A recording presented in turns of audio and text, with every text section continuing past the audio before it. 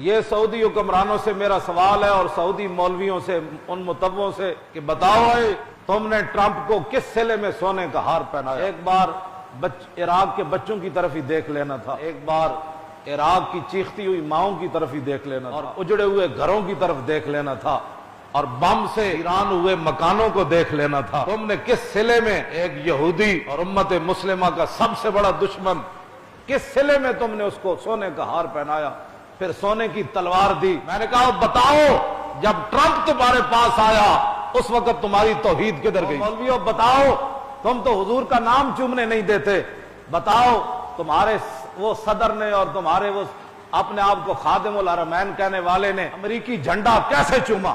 بتاؤ وہ دین ہم تم سے پوچھنا چاہتے ہیں۔ جو بھی حضور کا غلام سسک سسک کر جاتا ہے تمہاری ایک ہی آواز اس کے کان میں پڑتی ہے، ھذا حرام، ھذا شرک، ھذا بدعت۔